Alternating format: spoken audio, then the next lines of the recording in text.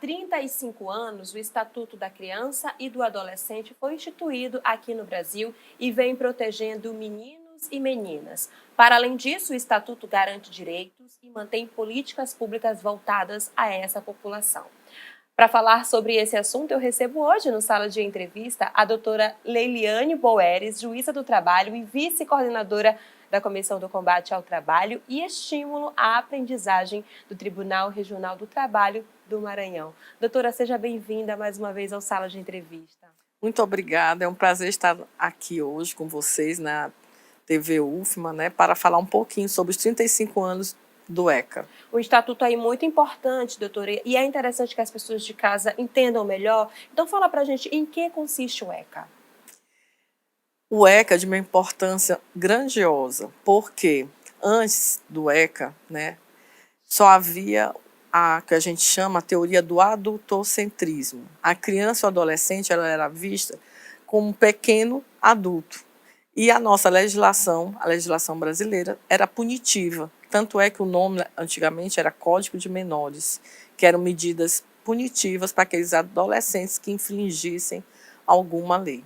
A partir da Constituição de 88 surge o artigo 227, que traz o princípio da proteção integral às crianças e aos adolescentes. E aí, junto com esses princípios, vem toda uma gama de proteção, de priorização à educação, à saúde, ao lazer, à profissionalização da criança e do adolescente, que são o futuro, né? E aí surge em 90, né, a extensão desse artigo da proteção integral, que é o Estatuto da Criança e Adolescente, que traz todo um arcabouço jurídico de proteção, de normas protetivas, traz o Conselho Tutelar como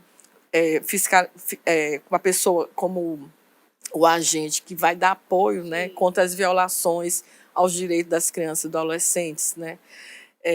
Então, assim, é muito importante o Estatuto, porque a partir dele, a criança e o adolescente, eles passaram a ser vistos como sujeito de direitos. Perfeito. E o adolescente hoje, inclusive, ele tem voz ativa, né? Pelo Estatuto, ele pode ser ouvido, ele pode defender seus direitos, né? Então, ele não é estático, como antigamente, que era apenas um adulto pequeno, né? Que é o adultocentrismo, mas ele passou a ser visto como sujeito que pode participar também da tomada de decisão, pode influenciar futuras políticas públicas, né? E aí toda essa gama de direitos é que confere essa proteção, esse cuidado. E a gente vem, nos últimos anos, né, discutindo muito a questão também da inteligência artificial. Pois é, doutora, sobre essa é a minha outra pergunta. Já são 35 anos, então a gente imagina que precisou-se aí de uma atualização, levando em consideração a tecnologia, a inovação. É isso mesmo? Como é que o Estatuto se desenvolveu e se atualizou durante esse tempo? Porque, assim, as violências antes sofridas pela criança, elas eram um pouco ocultas, né, na sociedade. Não se falava, né? Não se falava, às vezes, de um pai que abusa sexualmente de uma filha. Essa realidade sempre existiu, mas a partir do ECA e da Constituição Federal de 88, essas, vamos dizer assim, elas surgem, né, mais a miúde, as pessoas começam a denunciar, saber que aquilo é errado.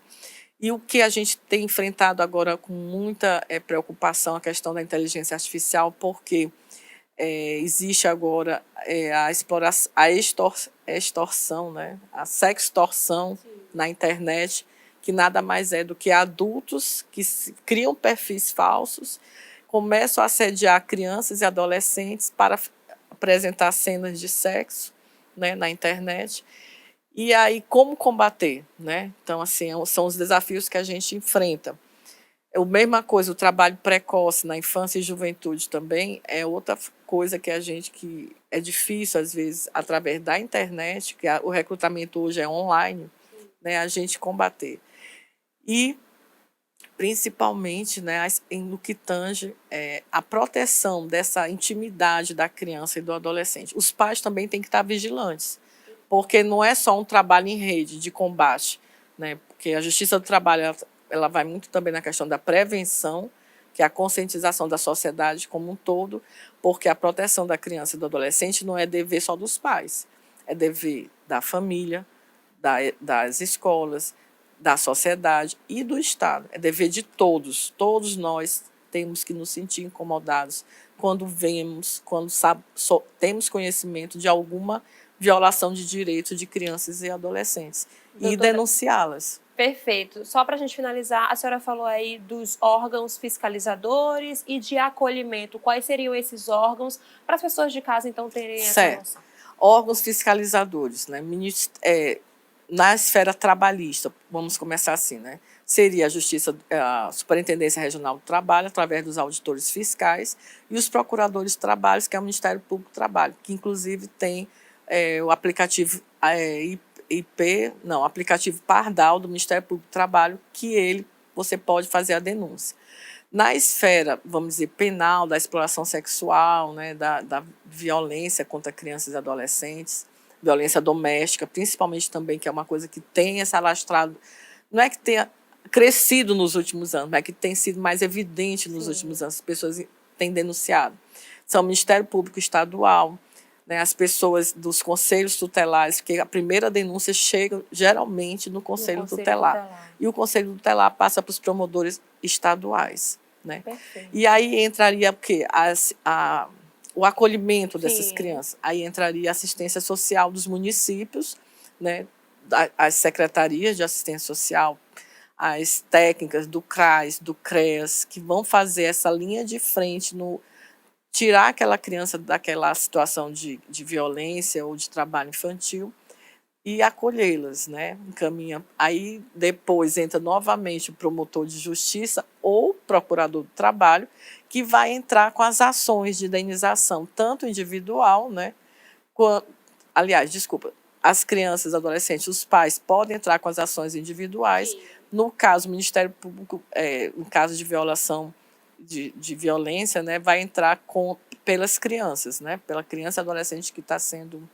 Então, aí o Ministério Público vai acionar o juiz, a justiça, para que julgue aqueles processos. Perfeito, doutora. Obrigada por suas explicações. A gente agradece, né, todas essas informações que é preciso ser repassada para toda a população. Isso. E eu, assim, queria deixar um apelo que todos nós, enquanto sociedade, nos sintamos incomodados com essas violações que são graves, violações aos direitos humanos, principalmente dessas crianças e adolescentes, e não tenham medo de denunciar. É o Disque 100, né? Tem o aplicativo IP, para o trabalho escravo, o trabalho infantil, e tem o aplicativo Pardal do Ministério Público do Trabalho. Mas, quando você fizer a denúncia, ter o cuidado, né, de que ela se mantenha, você não saia alardeando que denunciou. Sim. Mantenha a denúncia em sigilo para que ela tenha um efeito positivo. Porque muitas das vezes, se você sai alardeando quando algum órgão de fiscalização chega, ou mesmo a polícia, né? Porque a polícia também ela vai ser acionada, a Polícia Federal em alguns casos, Polícia Civil em outros. Quando ela chega, aquela operação já foi desmontada. Aí fica vazia a denúncia. Perfeito.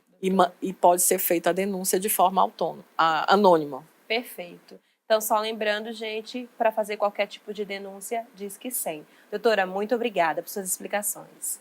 Eu conversei com a juíza Liliana Boeres, juíza do trabalho e vice-coordenadora da Comissão do Combate ao Trabalho e Estímulo à Aprendizagem do Tribunal Regional do Trabalho no Maranhão. Ana, eu volto com você.